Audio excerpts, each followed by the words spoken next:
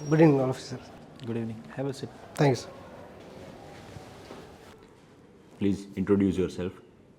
Sir, મારો code AEF છે. AEF. AUF, I guess, sorry. AUF. Okay. AUF. Sir મેં NIT સુરતમાંથી 2016માં BTech mechanical પૂરું કર્યું છે. Okay. ત્યારબાદ વિવિધ સ્પર્ધાત્મક પરીક્ષાઓ ક્લિયર કર્યા બાદ 2019માં ESICમાં SSO તરીકે મારી કારકિર્દીની શરૂઆત કરી. ESIC SSOમાં ત્યાં 3.5 વર્ષ ભાવનગરના બ્રાન્ચ મેનેજર તરીકે ફરજ બજાવ્યા બાદ SSC CGL મારફતે પ્રિવેન્ટિવ ઓફિસર મુંબઈ કસ્ટમ્સમાં જોઈન થયો અને અત્યારે હું મુંબઈ કસ્ટમ્સ ઝોન 3માં એરપોર્ટ સ્પેશિયલ કાર્ગો કમિશનરેટમાં પ્રિવેન્ટિવ ઓફિસર તરીકે ફરજ બજાવું છું. ઓકે. આપની પ્રોફાઇલ તો ઘણી રસપ્રદ છે. બીટેક પછી ESIC મુંબઈ કસ્ટમ્સ, તો આટલો આમ ડાયવર્સ પાથ કેવી રીતે? સર મિકેનિકલ તો 12માં સારા પર્સન્ટેજ હતા અને AIEEE અને IIT ક્લિયર કર્યા બાદ એક સારો ફ્લો હતો તો લોકો સાથે જોડાઈ ગયા હતા. ત્યાં ગયા બાદ મેં મેઇનલી એમાં મેનેજમેન્ટમાં વધારે કામ કર્યું. ત્યાં બાદ મને ખબર પડી ગઈ હતી કે મિકેનિકલ મારો રસનો વિષય નહોતો, તો એમાં પ્રિપરેશન થોડી શરૂ રાખ્યા બાદ મેનેજમેન્ટ જે કોલેજ મેનેજમેન્ટ હોય એમાં વધારે પડતો આગળ રહીને કામ કરતો હતો અને ગુજરાતનો જે બિગેસ્ટ ટેકનોકલ્ચરલ ફેસ્ટ થાય છે સ્પર્શ, એનો કન્વીનર હતો. હા, એનો કન્વીનર તરીકે કામ કર્યું. એવી જ રીતે ત્યારથી મને એડમિનિસ્ટ્રેશનમાં વધારે રસ પડવા મળ્યો અને ESICમાં કામ કર્યા બાદ મને વધારે લીડરશિપ, લોઅર સ્ટેટામાં કેવી રીતે કામ કરવું છે, લોકો સાથે કેવી રીતે વાત કરવાની છે, એ વસ્તુ સમજણ પડી અને ત્યારબાદ વધારે થોડો એટલે નેશનલ લેવલનો એક્સપિરિયન્સ લેવા માટે, વધારે એક્સપોઝર માટે કસ્ટમ્સમાં જોઈન થયો હતો. ઓકે. તો કસ્ટમ્સમાં ક્યારથી છો? 1 વર્ષથી સર. 1 વર્ષથી છો. ઓકે. અને બીટેક ક્યારે કમ્પ્લીટ કર્યું આપ? 2016માં. 2016માં કમ્પ્લીટ કર્યું. ઓકે. તો હું થોડું બેઝિક ખાલી જાણવા માંગીશ. ડેફિનેટલી. બરાબર. 2 સ્ટ્રોક અને 4 સ્ટ્રોક એન્જિન જે છે, બરાબર, એને સિમ્પલ લેંગ્વેજમાં સમજાવો 5 થી 6 વાક્યમાં. સર એક્ઝેક્ટલી યાદ નથી કરી શકું હું, એક થોડું ગેસ કેમ કે કોઈ 2 સ્ટ્રોક એન્જિનમાં આઈ ગેસ એકવાર સ્પાર્ક થતો હોય છે અને 4 સ્ટ્રોક એન્જિનમાં 2 વાર સ્પાર્ક થતો હોય છે, જે એનું કમ્બશનમાં જે એન્જિન ઓઇલ વપરાય છે આઈ ગેસ એ બી અલગ હોય છે વધારે. સર ઓકે, ચાલો, કોઈ ઇશ્યુ નહીં. ગેસ લો સમજાવી શકો? નહીં સર. ઓકે. વિસ્કોસિટી વિશે બેઝિક સમજાવી શકો? વિસ્કોસિટી વિશે સોરી સર અત્યારે. Okay, done. ચાલો. પ્રિવેન્ટિવ ઓફિસર તરીકે તમારી બેઝિક કામગીરી શું છે? સર પ્રિવેન્ટિવ ઓફિસર તરીકે અત્યારે મેઇનલી મને 3 પ્રકારની જોબ આપવામાં આવેલી છે. હું SIB special investigation and intelligence બ્રાન્ચમાં કામ કરું છું. એની સાથે સાથે એડમિનિસ્ટ્રેશન સંભાળું છું અને એની સાથે કમ્પ્યુટર સેલનું કામ આપવામાં આવ્યું છે, જેમાં હું આજે ઝોનલ વેબસાઇટ અમારી જે બની રહી છે એ ડેવલપ કરી રહ્યો છું. કમ્પ્યુટર સેલની કામગીરીમાં શું હોય છે? સર અમારી જે કમ્પ્યુટર સેલમાં મેઇનલી કામગીરીમાં તો વેબસાઇટ મેન્ટેનન્સ કરવાની સાથે સાથે જે અમારા ચીફ કમિશનરે નવો ચાર્જ આપેલો છે વેબસાઇટ ડેવલપ કરવાનો, તો એ માટે અમે વેબસાઇટ ડેવલપ કરી છે ને અત્યારે એનું હોસ્ટિંગ NIC ઉપર હોસ્ટિંગ કરવાનું કામ ચાલી રહ્યું છે. અને વેબસાઇટ તમે એનું જે કોડિંગ છે એ કઈ લેંગ્વેજમાં પ્રિફર કર્યું છે? સર અમે કોડિંગ C++માં કરવામાં આવ્યું છે. C++? છે સર. ઓકે. જાવા કે HTML કે નહીં સર, એકચ્યુઅલી અમારું જે કોડ C++ એટલા માટે કરવામાં આવ્યું કે અમારું જે બેઝિક જે મોડલ છે એ વધારે ઇન્ટરેક્શનવાળું કરતાં ઇન્ફોર્મેટિવ વધારે છે, જેમ કે ચેટ બોક્સથી માંડીને કોઈ બી વસ્તુ નથી, મેઇનલી ઇન્ફોર્મેટિવ છે કે કોઈ બી પ્રોસિજર હોય એની આખું પ્રોસિજર કેવી રીતે છે અને કોણ ઓફિસર આ વસ્તુ માટે જવાબદાર છે. એટલે બેઝિક જે ટેક્સ્ટ ટાઈપ કહેવાય, ટેક્સ્ટ વસ્તુ જ ખાલી આવે છે, તો પછી બીજી કોઈ વસ્તુની રિક્વાયરમેન્ટ નથી રહેતી. ઓકે. ફાયરવોલ શું છે, ખ્યાલ છે? સર ફાયરવોલ આપણા કમ્પ્યુટર યા ફિર આપણા સોફ્ટવેરને બહારથી કોઈ પણ પ્રકારનો અનઓથોરાઇઝડ કે કોઈ બી માલવેર આવી રહ્યો છે એને રોકવા માટે ફાયરવોલ રાખવામાં આવે છે. ઓકે. તો ફાયરવોલ કોઈ તમારું જે ઇન્ટરનલ યુઝર હશે એને પણ રોકી શકશે? સર ડિપેન્ડ કરે છે એની પાસે ઓથોરાઇઝેશન છે કે નહીં, કેમ કે રેન્સમવેરનું ઓથોરાઇઝેશન જો એની પાસે હોય તો એ ફાયરવોલને અવોઇડ કરી શકે છે. Okay, done sir. આપે ESICમાં કામ કર્યું છે, તો ESIC બેઝિકલી સેન્ટ્રલ ગવર્મેન્ટનું ઓર્ગેનાઇઝેશન છે કે state government? Sir ESIC central ગવર્મેન્ટનું છે. તો એનું ઇમ્પ્લિમેન્ટેશન કેમ સ્ટેટને આપવામાં આવ્યું છે? સર એકચ્યુઅલી ESICને 2 ભાગમાં પહેલાં વહેંચવામાં આવ્યું હતું. ESIC, that is C for corporation, and the other part is ESIS, S for scheme, ESIS. ESISનું જે કામ છે એ મેઇનલી હેલ્થ સર્વિસ પ્રોવાઈડ કરવાનું છે, અને જેમ હેલ્થ સર્વિસ સ્ટેટ લિસ્ટમાં આવી રહ્યું છે એટલે ESISનું ઇમ્પ્લિમેન્ટેશન સ્ટેટ ગવર્મેન્ટ દ્વારા કરવામાં આવે છે. જ્યારે કોઈ પણ જાતનું ઇન્ફ્રાસ્ટ્રક્ચર બિલ્ડિંગથી માંડીને રેવન્યુનો પાર્ટ છે અને લોકોને જે મોનિટરી બેનિફિટ આપવાનું કામ છે ESIC દ્વારા કરવામાં આવે છે.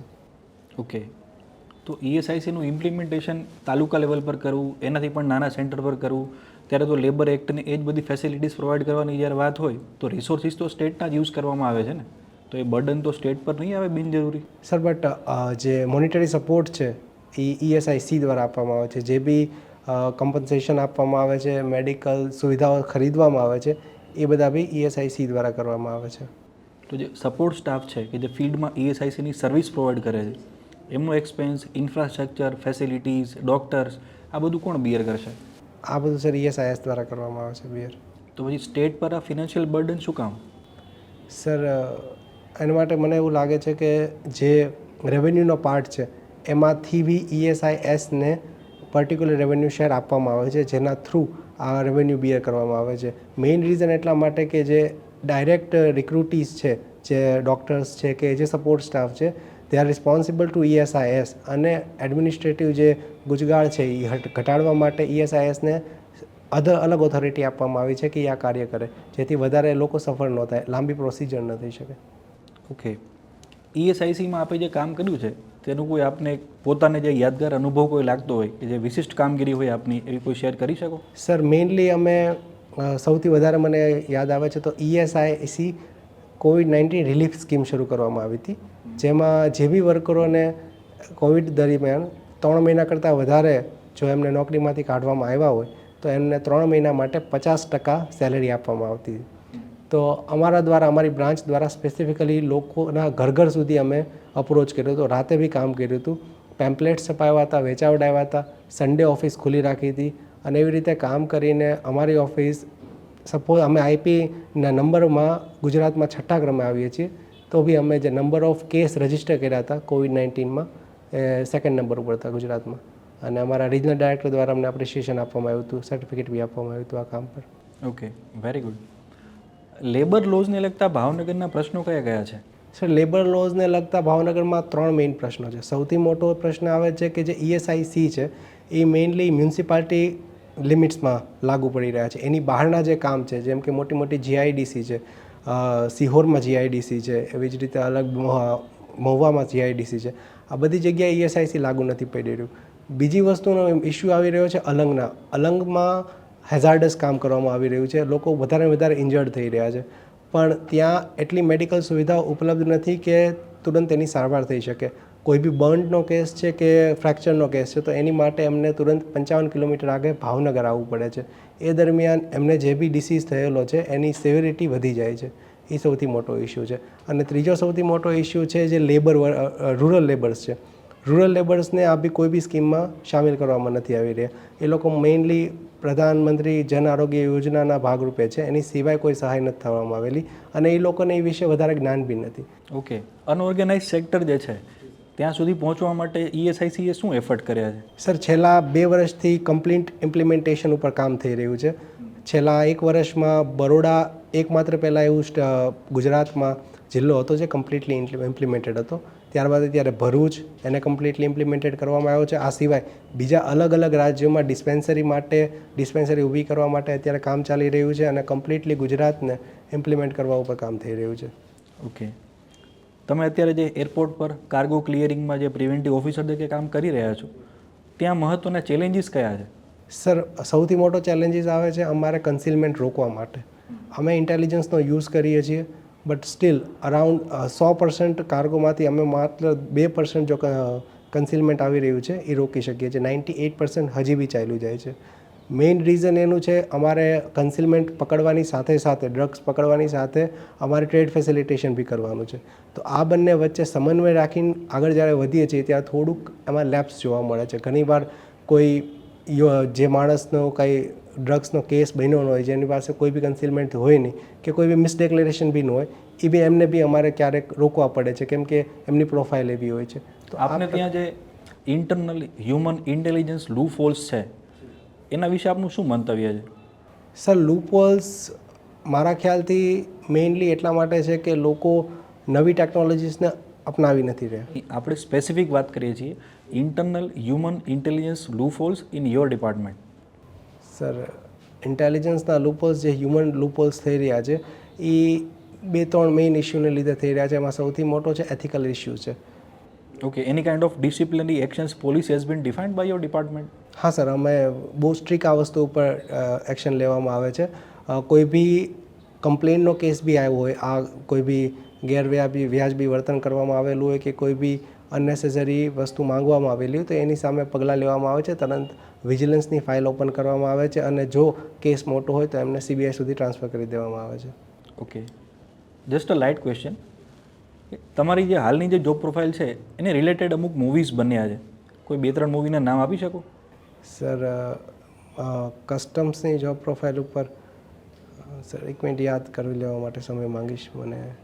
It's okay. ઓકે, તમે આ એડમાં ઘણી બધી પોસ્ટ માટે છે, તમારી પ્રાયોરિટી શું આપેલી છે?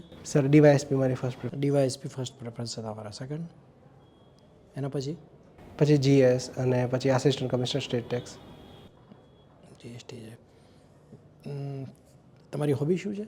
ચેસ રમવું સર. ચેસ રમવો છો. ચેસમાં રિસન્ટલી એવું development? Sir recently chess world cup યોજાણો હતો જેમાં મેગ્નસ કાર્લસને ઇન્ડિયાના પ્રજ્ઞાનંદાને હરાવીને વર્લ્ડ કપ જીત્યો હતો. તમે ડીવાયએસપીને પહેલી ચોઈસ આપી છે, તો latest developments in some criminal laws એ વિશે શું કહી શકશો? સર આ બાબત વિશે મને વધારે કહું, પાર્લામેન્ટમાં છેલ્લા સેશનમાં કદાચ છેલ્લા દિવસે હોમ મિનિસ્ટરે કોઈક ચેન્જીસ સજેસ્ટ કર્યા છે, એ વિશે કંઈ જાણ છે ક્રિમિનલ લોસમાં? ઓકે, કસ્ટડી ડેથમાં ડીવાયએસપીનો શું રોલ હશે? કસ્ટડી ડેથમાં જો પોલીસ કસ્ટડીમાં વ્યક્તિની મૃત્યુ થઈ છે, આ મને શ્યોર નથી સર, ગેસ કરું છું. આઈ ગેસ થાણા ઇન્સ્પેક્ટરની સાથે સાથે ડીવાયએસપી એટલો જવાબદાર રહેશે અને એમને ચાર્જ મતલબ રિસ્પોન્સ આપવાની સાથે સાથે કોર્ટમાં બી આઈ ગેસ એ વસ્તે હાજરી આપવી પડશે અને રીઝન જણાવવું પડશે કે કઈ જગ્યાએ લૂપહોલ્સ થયા, શું કોને જણાવવું પડશે? એટલે SDM એટલે એક્ઝિક્યુટિવ મેજિસ્ટ્રેટને જણાવવું પડશે કે જ્યુડિશિયલ મેજિસ્ટ્રેટને જણાવવું પડશે? Sir I gas executive magistrate. તમે એના પછી GSને અને પછી GSTને આપ્યું છે. તમારી કદાચ પ્રોફાઇલ એ રીતે ઇકોનોમિક સાઇડ પર તમારો ક્વોલિફિકેશન વધારે છે, તોય તમે લો એન્ડ ઓર્ડર સાઇડ પર પોલીસમાં વધારે જવા માગો છો, શા માટે? સર મેં SIBમાં જ્યારે અહીંયા કામ કર્યું મને ઇન્ટેલિજન્સમાં થોડો વધારે રસ પડ્યો. એની સાથે સાથે મારી અત્યારની જે જોબ છે એ યુનિફોર્મ જોબ છે, તો યુનિફોર્મ ડિગ્નિટી સાથે જે આવી રહી છે તો એ મને મારી લાઈફમાં ઘણું પ્રાઉડ ફિલિંગ કરાવી રહી છે. તો આઈ વોન્ટ ટુ સર્વ ઇન અ યુનિફોર્મ ઓલ્સો, તો એની માટે. તમને કોમ્પ્યુટરમાં પણ રસ છે તમારા કહેવા પ્રમાણે તમે છે, તો આ કોમ્પ્યુટરને સૌથી મોટા પ્રોબ્લેમ્સ જે હવે ફેસ કદાચ તમારી જનરેશનમાં કરવાના વખત આવશે અધિક ડેટા.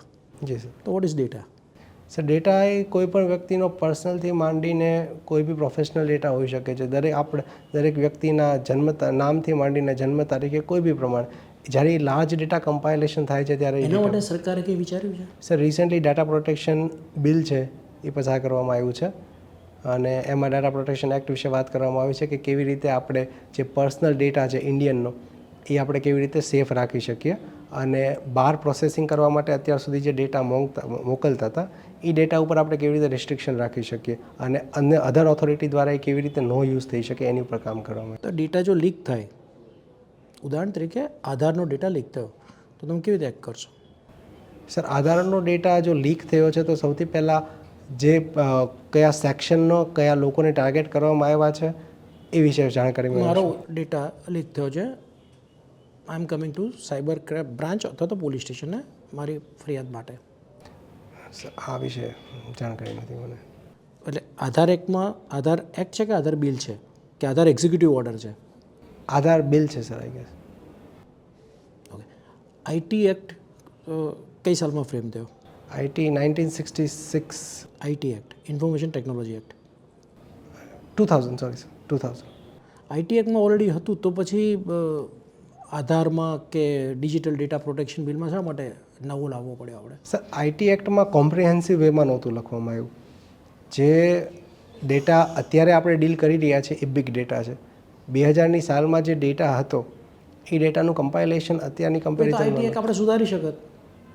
જી સર, આઈટી એકને ડેફિનેટલી સર અમેન્ડ કરી શકીએ હતા આપણે, બટ સ્ટીલ જે એક નવા જે ઇન્ટરનેશનલ લેવલે એમને રિસન્ટમાં એક જિલ્લાના કલેક્ટરના કિસ્સામાં કોમ્પ્યુટર્સ અથવા હેકિંગ અથવા તો સ્પાય કેમેરાઝના ઉપયોગ બધા જી સર. થયા, એ વિશે આપને ખ્યાલ છે?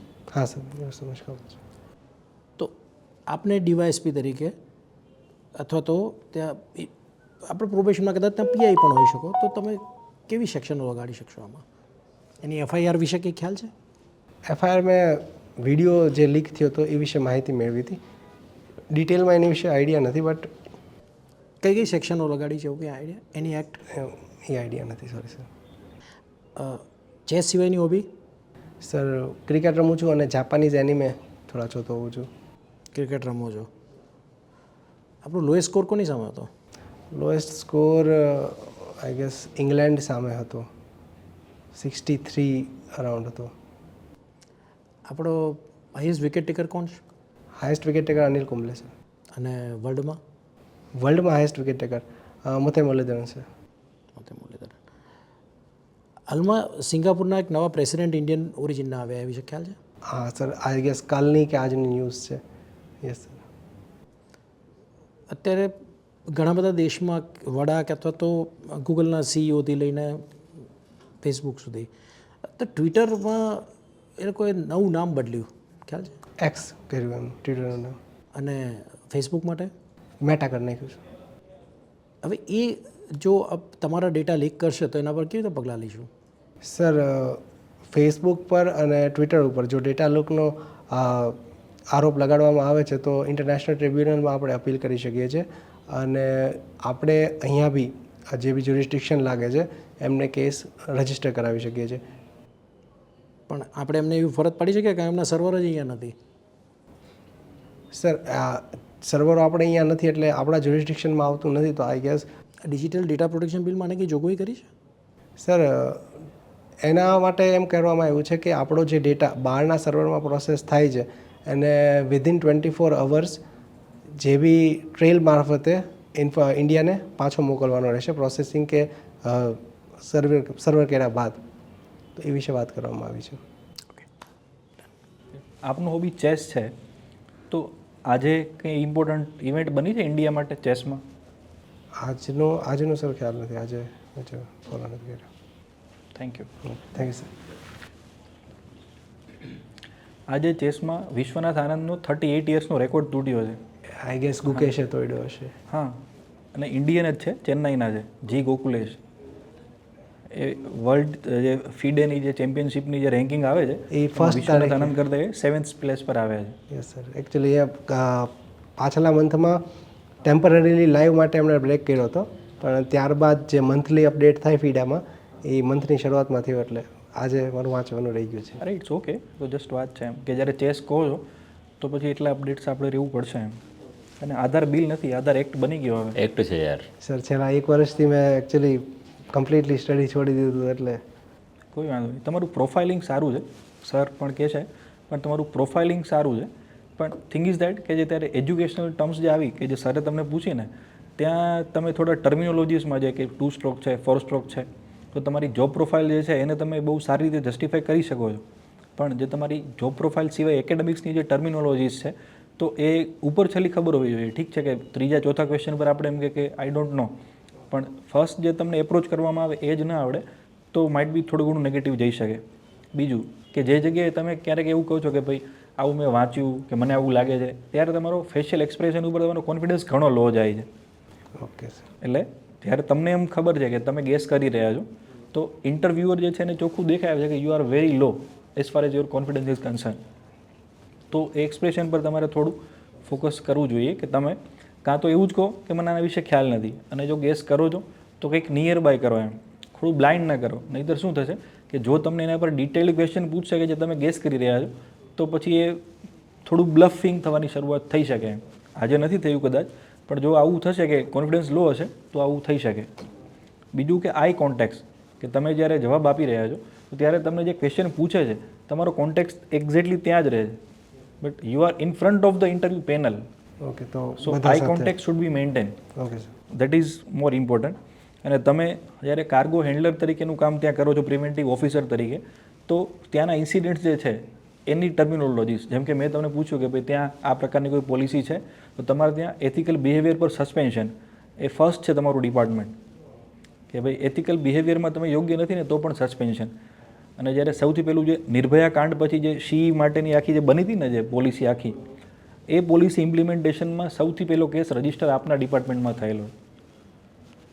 એટલે આ તમારા ડિપાર્ટમેન્ટમાં મેં તમને જે પૂછ્યું હતું કે ઇન્ટરનલ હ્યુમન ઇન્ટેલિજન્સના લૂફોલ્સ માટે કોઈ પગલાં લેવાના છે, તો એ કેસીસ બધા સૌથી પહેલાં આપને ત્યાં થયેલા છે, બીજે ક્યાંય નથી થયા. એટલે તમે તમારું રિલેટેડ થોડુંક એના હા, એટલે તમારા ડિપાર્ટમેન્ટની પણ અમુક એચિવમેન્ટ્સ છે કે માઇટ બી પોસિબલ કે એમાં તમે ઇન્વોલ્વ ન પણ હોય, પણ જ્યારે તમે કહો છો કે અત્યારે તમે એ ડિપાર્ટમેન્ટમાં છો, તો એ ડિપાર્ટમેન્ટને કનેક્ટેડ ફેક્ટ્સ થોડી તમારી ડિટેલમાં જોવી જોઈએ. માત્ર તમારી હાલની જોબ પ્રોફાઇલ નહીં, પણ કનેક્ટેડ ફેક્ટ્સ બધી. બધા. Okay sir. ઠીક. પહેલાં તો જીન્સ ને સ્પોર્ટ શૂઝ. સર એકચ્યુઅલી ફ્લાઇટથી ડાયરેક્ટ આવ્યો હતો. હા બરાબર, એટલે ત્યારે તમારું જે કોઈ પ્રોપર ફોર્મલ હોય એ તમે એક જોઈ લેજો, બરાબર છે. બોડી લેંગ્વેજ, કોન્ફિડન્સ બધું પ્રોપર છે, બેસવાનો પોસ્ચર તમારો રિલેક્સ્ડ છે, એટલે એમાં કોઈ વધારે ઇસ્યુ નથી. અને જેમ સરે કીધું એમ બરાબર, પ્રોફાઇલ સારી છે, બરાબર, બધું ડાયવર્સ છે, પણ જે બેઝિક કન્સેપ્ટ રહ્યા ને ગ્રેજ્યુએશનના, કેમ કે એ વસ્તુ તમે 4 વર્ષ તમે કરી છે, બરાબર, તમે જોબ 4 વર્ષથી માનો કે કરો છો, બરાબર, જે 4 વર્ષ તમે ભણ્યા છો, અને જે મેં બેઝિક ક્વેશ્ચન જ એટલા માટે પૂછ્યો તમારી પ્રોફાઇલને ધ્યાને લઈને, કે હું વધારે કોઈ મારા બીજા હાઈફાઈ ક્વેશ્ચન નથી પૂછવા. ગ્રેજ્યુએશનને 1-2 ક્વેશ્ચન પૂછીને હું તરત સ્વિચ ઓવર થઈ જવાનો હતો. પણ 2 સ્ટ્રોક 4 સ્ટ્રોકમાં પણ ગેસિંગ કરી એ વસ્તુ થોડી પ્રોપર મને ના લાગી, બરાબર, કેમ કે આ બેઝિક હતું, બરાબર. જો ટાઈમ મળે, ક્યારે છે ઇન્ટરવ્યૂ, ક્યારે છે? 20 તારીખે છે ને, બરાબર. 2 કે 3 દિવસ છે ને આપજો ગ્રેજ્યુએશનને. એવી રિવિઝન શું કરવાનું કે જે કોમન લોકોને ખબર હોય, બરાબર છે. 2 સ્ટ્રોક 4 સ્ટ્રોક જે ટર્મ છે ને એ કોઈ પણ આમ આદમીને પણ ખબર હશે, મિકેનિકલ રિલેટેડ. વિસ્કોસિટીમાં હજી પણ કદાચ કોઈ ના જાય, બરાબર. તો જે હા આવી જે બેઝિક અને ગેસ લો એટલા માટે જ પૂછ્યું કે આ બંને એન્જિન ગેસ લો પર કામ કરે છે, બરાબર. તો તમે એક વખત આવું જેટલું પણ તમને માઇન્ડમાં આવે ને, બુક્સ કદાચ ના આવે તમે ઓનલાઈન પણ સર્ચ કરીને તરત તમને જે તે ટર્મિનોલોજી વિશે ખ્યાલ પડી જશે. તો સર આમાં મેં ટ્રાય કરી હતી કે મેં જે બીજું એક્સ્ટ્રા કરિક્યુલર પર વધારે ફોકસ કર્યો હતો, તો એ કરવાનું કે નહીં કરવાનું સર? એક્સ્ટ્રા કરિક્યુલરમાં જો હું તમને કહેવાનું છે તો તમે જેમ ચેસ, ક્રિકેટ ને એની મેન બધું કીધું ને, બરાબર, આને એઝ અ હોબી ને આને એઝ અ ઇન્ટરેસ્ટ બતાવો તમે, કે તમને નવરાશના સમયમાં તમે આ રસ છે, તમે આ વસ્તુઓ જોવો છો. કેમ કે કોઈ વસ્તુ હોબી હોવી અલગ છે અને કોઈમાં ઇન્ટરેસ્ટ હોવો અલગ વસ્તુ છે. ઓકે, બરાબર. કેમ કે જેવું તમે હોબી કહો ને, બરાબર, માનો કે તમે ચેસને જ્યારે હોબી તરીકે વાત કરો છો ને, બરાબર, એટલે બહુ મોટો પટારો ઓપન થઈ જાય ક્વેશ્ચન માટેનો, બરાબર. એનિમેમાં હજી કદાચ જે પેનલ મેમ્બર હશે બધા સિનિયર હશે તો એ કદાચ હજુ એમાં નહીં જાય, બરાબર, જેમ અમે લોકો ના ગયા, બરાબર, કેમ કે આ બહુ રેસ્ટ્રિક્ટેડ વર્ગમાં હજુ ફેમસ થયું છે, બરાબર. પણ ચેસ છે ને ક્રિકેટ તો ચેસથી એ મોટો પટારો છે, બરાબર. ક્યાંથી ક્યાં શું આવશે ને એ નક્કી નહીં રહે, બરાબર. તો તમે એઝ અ ઇન્ટરેસ્ટ બતાવો કે સર નવરાશના સમયમાં અથવા તો આ રીતે કામ અને પ્રિપેરેશનમાંથી જો મને થોડો ઘણો સમય મળે છે તો હું આનું થોડું ક્યારેક જોવાનું છે, કોઈ અપડેટ જોવાનું છે, હાઇલાઇટ જોવાનું છે, તમે જોવો છો, બરાબર. એટલે બેઝિક તમારી જોબ પ્રોફાઇલ બહુ સારી છે, બરાબર. એની આજુબાજુ જે સરે તમને અમુક 1-2 વસ્તુ કીધી ને, બરાબર, કે તમને અતથી હતી એ વસ્તુ તમારા ધ્યાનમાં આવી જવી જોઈએ, બરાબર. 20 તારીખ છે, હજુ તમારી પાસે 20 દિવસનો સમય છે, આપણે 15 ગણીએ, ચાલો 15 દિવસનો સમય છે ને, તો એ બધું વ્યવસ્થિત જોઈ લો તમે, બરાબર. અને યસ, બરાબર છે. બાકી બહુ સારું છે. મને બહુ વધારે શક્યતા લાગે છે મેં જેટલા પણ અહીંયા કેન્ડિડેટ જોયા એમાં, બરાબર, સિલેક્શનમાં થવા માટે, કેમ કે બહુ સ્મૂથ મેનરમાં ચાલ્યું છે. જેવા અમુક ક્વેશ્ચનમાં જ્યારે તમે લો થયા, બરાબર, એટલે ટેમ્પરરી હતું, પછી બીજા ક્વેશ્ચન તરફ તમે સ્પીડઅપ પકડી એટલે સર આ કન્વીનર વાળું એક બોલ્યો હતો, એનઆઈટીમાં મેં કન્વીનર તરીકે કામ, તો એ બોલવાની જરૂર છે કે કેવી રીતે? મને તો કોઈ ઇશ્યુ ના લાગ્યો, પણ આ કેવું છે ખબર, તમે ઇન્ટ્રોડક્શનમાં જેટલા પણ આમ પાસા ઓપન કરશો ને, બરાબર, એમાંથી એટલા ફ્રન્ટ ઓપન થશે, બરાબર. મારી પાસે ટાઈમ ઓછો હતો કે 2 કે 5 સેકન્ડમાં તમને સાંભળીને મારે ક્વેશ્ચન જે ફોર્મ કરવાનો હતો એ મેં તરત કરી દીધા. આમની પાસે થોડો વધારે ટાઈમ આવે, એમની પાસે થોડો એનાથી વધારે ટાઈમ, એટલે એટલે તમારા વાક્ય ઉપર પછી આવવાની પ્રોબેબિલિટી વધી છે. બીજું કે થોડુંક એવું કરી શકો ને જસ્ટ વન થિંગ, એવું કરી શકો કે તમારા આન્સર છે ને એને શરૂઆતમાં થોડા ટુ ધ પોઈન્ટ બનાવો. અહીંયા એવું નથી થયું કે કોઈ તમારો આન્સર છે વચ્ચે કટ ડાઉન કરવામાં આવ્યો હોય. ત્યાં કદાચ એવું પણ બને તમારો આન્સર કેવું છે કે તમે આન્સર આપો છો ને એમાં અમુક ઇમ્પોર્ટન્ટ વસ્તુઓ ચોથા કે પાંચમા સેન્ટેન્સમાં આવે. Try to narrate your answer, કે તમે મહત્વનું જે પહેલાં બોલો પછી નરેટ કરો. એટલે ઇન્ટરવ્યુ કદાચ તમને વચ્ચેથી અટકાવીને નેક્સ્ટ ક્વેશ્ચન પૂછી પણ લે ને તો જે મહત્વનું છે તમારે બોલવાનું છૂટી ના જાય. ઓકે. પેલું સાહેબ પેલું તમારે એપિયરન્સ માટે કીધું તે તો રિપીટ નથી કરતો. મેઇન વસ્તુ શું છે કે why you want to join this service. જ્યારે તમે ઓલરેડી એક મેટ્રો લેવલ પર અથવા પોસ્ટ લેવલ પર કામ કરો છો તો તમે એના પછી ગ્રાઉન્ડ રસ્ટિક લેવલ પર શું કરવા આવવા માગો છો? એ તમે વોટેવર તમારી જે ચોઈસ, તમારા દિલમાં જે હોય, તમારા બેકગ્રાઉન્ડમાંથી જે હોય, પણ તમે ક્લિયર કટ ડીવાયએસપીમાં શા માટે આવવા માગો છો? Why you want to join DYSP? Sir એ પ્રશ્ન મારો બી એકચ્યુઅલી હતો. હું એને ટ્રાય કરતો હતો એને કાઉન્ટર કરવાનો. મને એક બે જ વસ્તુ દેખાણી. એક યુનિફોર્મ ઉપર હું થોડો વધારે એ સારો જવાબ હતો. તમે યુનિફોર્મ, તમે શા માટે જીએસને બદલે ડીવાયએસપી સિલેક્ટ કરો છો? આ યુનિફોર્મ એક ઇઝ અ ગુડ આન્સર, કે યુનિફોર્મમાં કામ કરવું હોય એ તો જેણે પહેર્યું હોય એને જ ખ્યાલ આવે. Like that. પછી નથી મળતા સર. મેં ટ્રાય કર્યું કેમ કે એક વાસ્ટ લેવલ ઉપર છે નહીં. એક પોલીસ લાઇન છે એ ચોક્કસ એક લાઇન થઈ જાય છે, એમાં તમને વધારે એક્સપોઝર નહીં મળે. જીએસ કેડર હોત તો એક્સપોઝર બોલી શકીએ આપણે. ડીવાયએસપીમાં તમને બે વસ્તુ મળી શકે. એક તો તમે કસ્ટમ્સમાં કામ કર્યું છે, જ્યાં તમે પ્રિવેન્ટિવ અને કરેક્ટિવ બેઉ, એનાથી તમને પોલીસમાં રસ પડ્યો છે, ઇન્વેસ્ટિગેટિવ સાઇડ પર. તમારી ગ્રેજ્યુએશન નથી પણ તમારી ઇન્વેસ્ટિગેટિવ સાઇડ પર અહીંથી રસ કરો. તમે એસિકમાં આ કામ નથી કર્યું પણ તમે કસ્ટમમાં કામ કર્યું. ધેન યુ રિયલાઇઝ કે આ મારું કંઈક, તમે ગ્રેજ્યુએશન વખતે બોલ્યા ને કે આ મારું રસનો સબ્જેક્ટ નહોતો ને મને વહીવટમાં રસ પડ્યો, તો તમને પોલીસમાં અહીંથી રસ પડ્યો છે. ઓકે. હવે પોલીસમાં, હવે તમે જ્યારે કોમ્પ્યુટર પર અમને લઈ જવા માગતા હતા તો કોમ્પ્યુટર રિલેટેડ તો ભાઈ ક્વેશ્ચન આવવાના જ છે. તો એના લેટેસ્ટ કરંટ અફેર્સ અને લો એન્ડ ઓર્ડર, કારણ કે તમે ડીવાયએસપી ચોઈસ આપો છો. તો લોસ છેલ્લા કેટલા? કારણ કે અલ્ટિમેટલી ડીવાયએસપી તો મેઇન એફઆઈઆર પહેલું એની જોડે જ આવવાની છે. એટલે મેં તમને એક કરંટ અફેર તરીકે આનંદ કીધું. આવા વિવાદાસ્પદ મુદ્દામાં તમારે કમિટ નહીં કરવાનું, નીકળી જવું. કમિટ નહીં કરવાનું. તમે એફઆઈઆરમાં સજેસ્ટ કરી શકો કે આવી સેક્શન હોઈ શકે, હોવી જોઈએ, ખરાબ થયું. ઓકે. આપણે કહે ને કે લોમાં તો એવું કહે છે ને કે until otherwise prove is not guilty. તો તમે, કારણ કે એ વિવાદાસ્પદ છે અને વહીવટને લગતી મુદ્દો છે, એટલે તમને હું ટ્રેપ કરવાનો પ્રયત્ન કરું તો ડોન્ટ ફોલ ઇન ટ્રેપ. અને પેલું કહે ને કે બે વસ્તુ, એક તો સાહેબે બી પૂછ્યું કે તમારા લૂપહોલ્સ. હવે બે વસ્તુ થાય કે અલ્ટિમેટલી તમે કોઈ પોલિસીની ટીકા કરો છો. પોલિસીની ટીકા એ બે રીતે હોય. એક પોઝિટિવ કન્ટ્રીબ્યુશન બી હોય કે હવે અહીંથી સાહેબ અમે અહીંયા જવા માગીએ છીએ, બરાબર. હું ખડ્ડુસ તરીકે મેન્યુઅલ કામ કરતો અને કોમ્પ્યુટરમાં લઈ જવું તો એ સારી વસ્તુ છે. પણ હું આ મેન્યુઅલમાં સાહેબ બધું બહુ ઠેકાણા જ નહોતા સાહેબ, લોકોને હેરાન કરતા હતા. That is another negative side. એટલે તમે એ ડાયરેક્શનને પોઝિટિવ લઈ જવા માટે where I want to contribute, I want to be a part, એ બી કહી શકો. એટલે ડીવાયએસપીમાં તમે બે ચોઈસ અને તમારી એટીટ્યૂડ અલ્ટિમેટલી માણસને રિયલાઇઝ પછી જ થાય કે મારા રસનો, કારણ કે 12મા ધોરણમાં તમને ખબર નથી પડી કે તમારે શું હતું. તો ડીવાયએસપીમાં તમે આ બે વસ્તુ કહી શકો કે then I realise my potential. તમે શરૂઆત જ આવી કરી શકો કે currently my job profile is under preventive ને policing start with detection and preventing and detection are quite near by words. પછી ભલે એલાબોરેટ કરો પણ તમારું પોલીસિંગમાં ડિટેક્શન છે જ, તમારું હાલનું કામ પ્રિવેન્ટિવ છે. અત્યારે તમે જે કરો છો એ તમે one kind of drug trafficking, જે ઇકોનોમિક ઇન્ટેલિજન્સ છે, કે એ ક્રાઇમ્સને તમે અત્યારે સપ્રેસ કરી રહ્યા છો ને. હા સર, તો ડિટેક્શન બી ચાલી રહ્યું છે સાથે. હા, તો એ જ કામ તમે અહીંયા કરવાનું છે. એટલે start with the words that can elaborate your job profile in short sentence. શરૂઆત આવી કરવાની. એટલે છે ને ક્વેશ્ચન પૂછાય ને પછી છે ને 1 કે 2 સેકન્ડનો પોઝ લઈ લો, એટલે ઓટોમેટિક છે ને સેન્ટેન્સ ફોર્મેશન થઈ જશે. બરાબર? 1 કે 2 સેકન્ડ બોલે તો એટલે આમ ઉતાવળિયો જવાબ આપ્યો ના થાય અને તમારાથી બીજું કંઈ જો બ્લફ થવાનું તો બ્લફ પણ ના થાય. પણ એ પોઝમાં ખાલી આઈ કોન્ટેક્ટ બ્રેક નથી કરવાનું.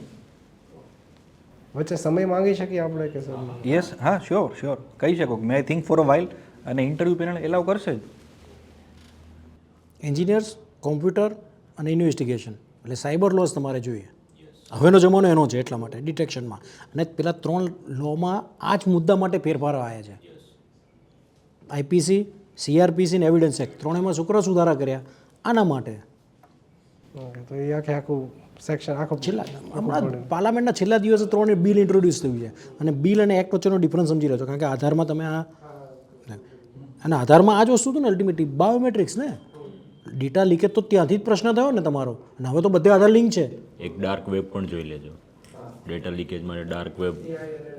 યસ, તમે ત્યાં લઈ જઈ શકશો કે જેમાં એવું બને કે જેમ સાહેબે એક વખત કીધું ને કે કદાચ અહીંયા બેઠેલા જે એજેડ માણસ કોક હોય ને એને એના માટે ફિલ્ડ જ નહીં હોય, તો તમારા માટે એટલું ઇઝી પ્લે થશે. તમારે ક્વેશ્ચન માટે અમને લઈ જવાના છે, તમારે કઈ ડાયરેક્શનમાં લઈ જવા છે. અને પછી બેસિક માટે સારું હતું તમારું, બેસિક માટે ભાવનગરની જે કીધું એ સારું હતું, ગુડ વન.